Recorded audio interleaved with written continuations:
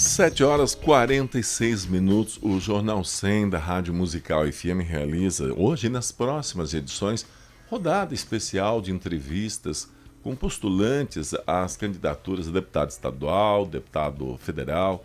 O objetivo é esse, abrir esse espaço para a apresentação de propostas, conhecer alguns dos nomes, ideias, posicionamentos dos pré-candidatos, à população.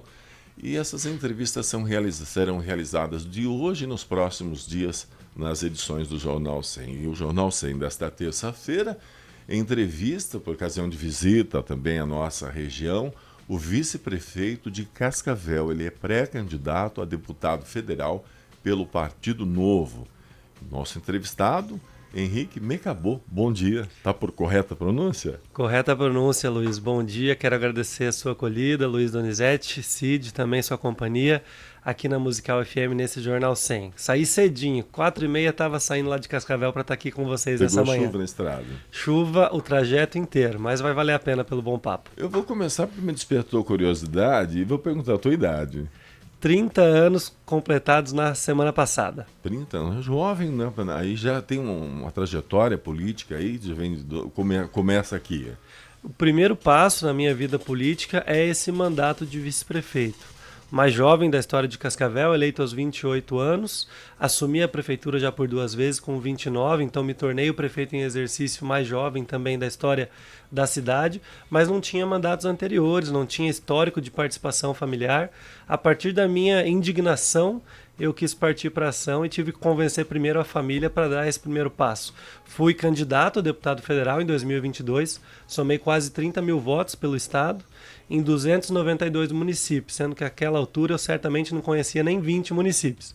E desses quase 30 mil votos, 16 mil foram em Cascavel. Então me deu a projeção para hoje estar vice-prefeito. Apesar de não ter a trajetória de mandatos anteriores, a minha vida acadêmica foi muito em torno da política. Eu saí de Cascavel com 20 anos, com uma bolsa de estudos, fui para o Canadá estudar, e lá eu estudei economia, ciência política, fiz um mestrado em economia, cheguei a atuar junto ao Banco Central do Canadá, mas decidi voltar para cuidar dos problemas aqui em casa. Muita diferença nas políticas Brasil e Canadá? O que percebeu nessa sua estadia para aquele local? Olha, tem bastante diferença, o modelo político é diferente, né? O Canadá vive um parlamentarismo, então os deputados são todos eleitos, como se fosse, e dentre eles elegem o chefe do executivo. Não existe lá eleição presidencial, por exemplo, como nós temos aqui. Isso vale também para os estados, né? Então o premier de cada província, como eles chamam os estados, é um deputado como qualquer outro que é eleito dentre seus pares. Nisso eu entendo que a política fica inclusive menos acirrada, menos acalorada, porque se pessoaliza menos a disputa, tira o foco da majoritária, que é uma dificuldade que nós temos hoje no Brasil, né? Vamos falar sobre polarização aqui no Jornal 100. Mas prefere esse sistema lá ou o nosso regime aqui? Olha, eu ainda prefiro o nosso sistema aqui. Bom, então a pré-candidatura vem então após essa atuação no legislativo, no executivo municipal, né? E essa sua estadia, enfim, passou ali por Cascavel essa experiência.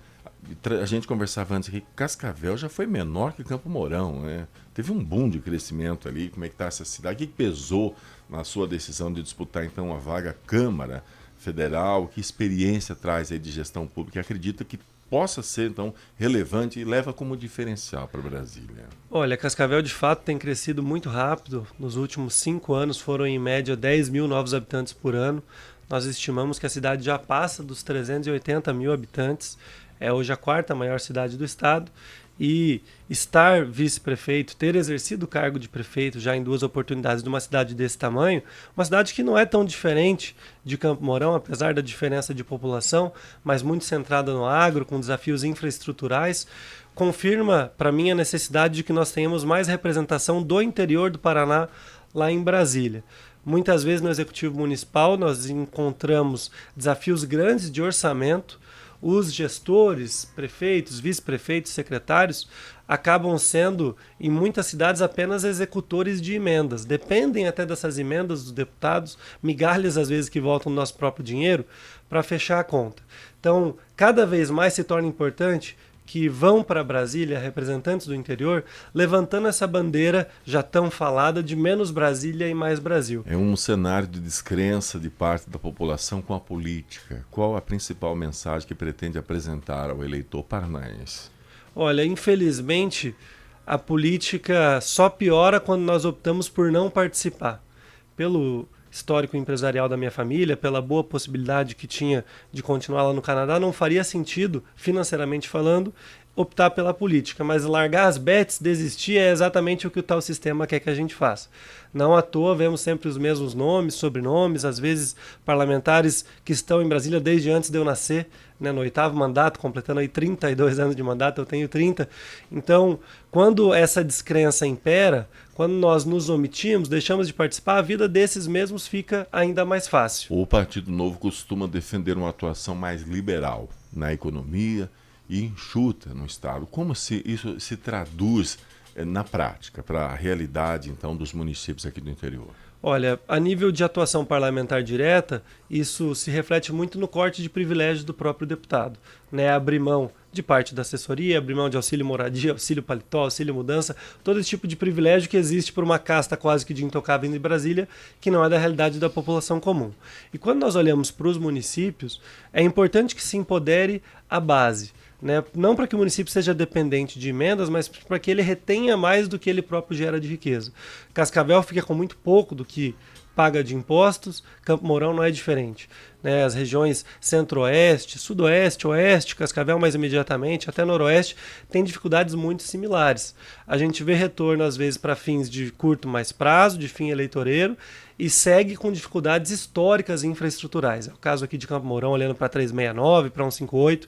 Então, ter deputados comprometidos com isso, com mudanças infraestruturais de longo prazo que permitam o desenvolvimento de longo prazo da região e não a dependência de favores de Brasília ou de Curitiba, das capitais, acho que tem que ser a grande bandeira de quem pensa tecnicamente. Impostos, economia, geração de empregos. O Brasil discute agora uma reforma tributária ampla. Na sua avaliação, ela simplifica o sistema ou pode aumentar a carga tributária para empresas e consumidores? Olha, me entristeceu muito que essa reforma tributária tornou mais transparente a cobrança de impostos, mas em nada reduziu a carga.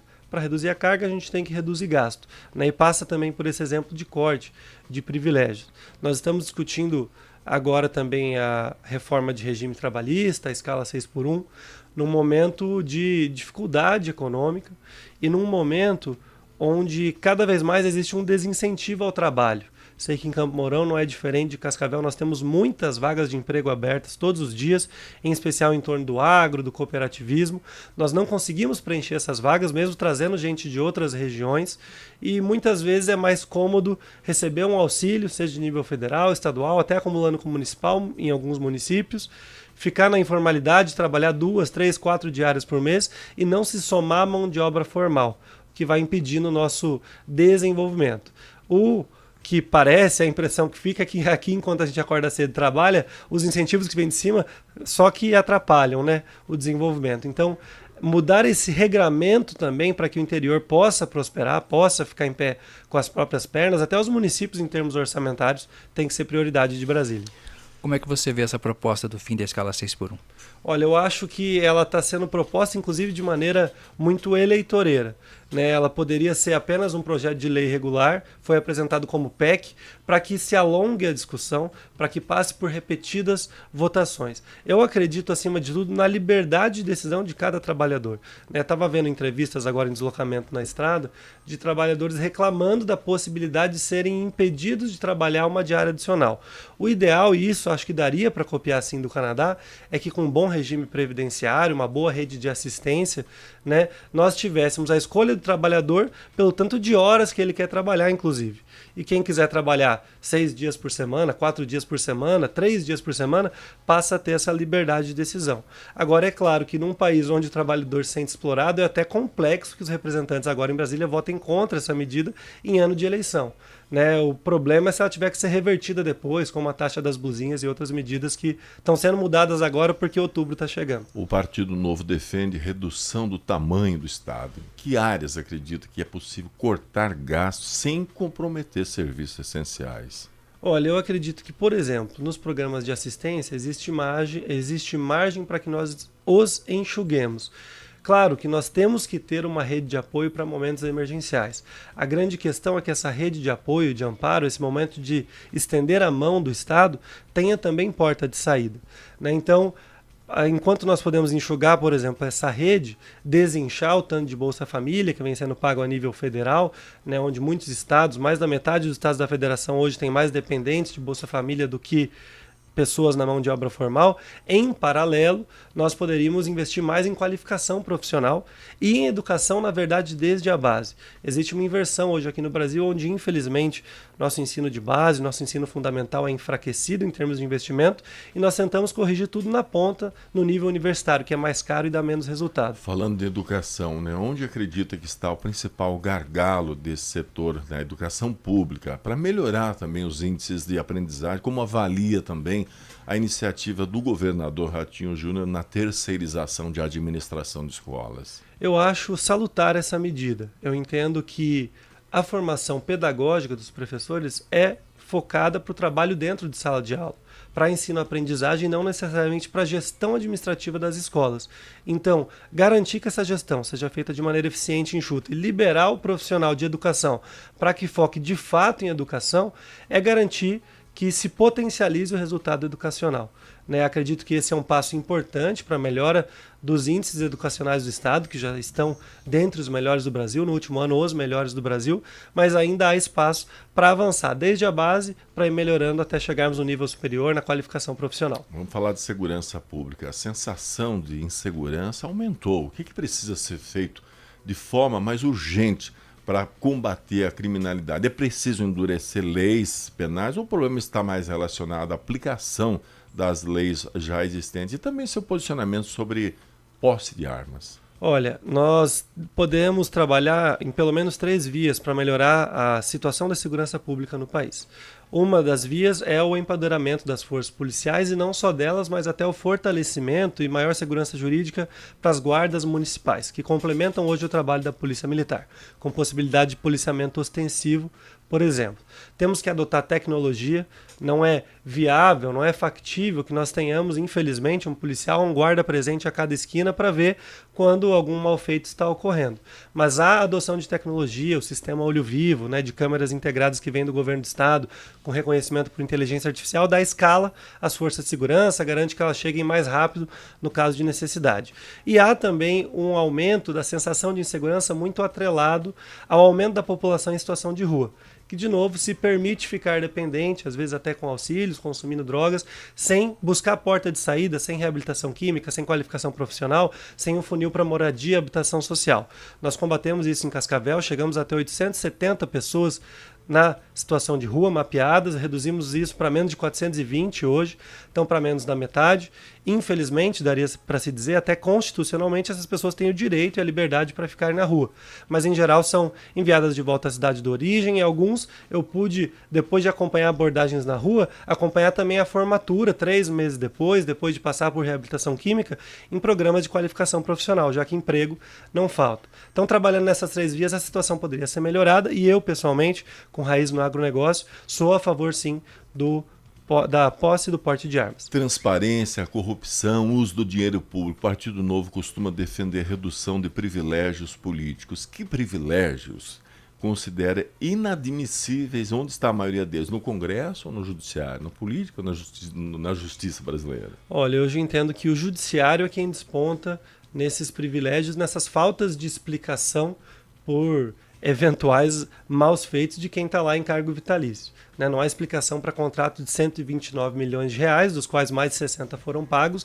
de esposa de ministro. Não é explicável em termos patrimoniais lógicos que um ministro seja sócio de um resort, inclusive aqui no Paraná. Mas é claro que existem também os excessos do legislativo, como os que eu citei antes, de auxílio mudança, auxílio moradia, auxílio paletó. É uma realidade completamente descolada do que a população em geral vive. Acredito que dá para enxugar aí, e em especial no Judiciário, inclusive mudando o modelo de seleção de ministros da Suprema Corte, porque no que os deputados, ao longo da história, vão se eximindo de legislar, vão se eximindo de tomar posição, porque gera indisposição, passam a ser apenas despachantes de emendas, de recursos que é nosso mesmo, de volta para os municípios, vão deixando o rabo prender, vai um processo que fica na gaveta lá do deputado, e quando ele decide contrapor esse inchaço do judiciário, os ministros do STJ, do STF, lembram daquele processo que está na gaveta, se não do deputado do tio dele que é prefeito, do pai que é vereador, e colocam de volta a pauta para empurrar o parlamentar a um espaço de covardia que não cabe ao legislativo.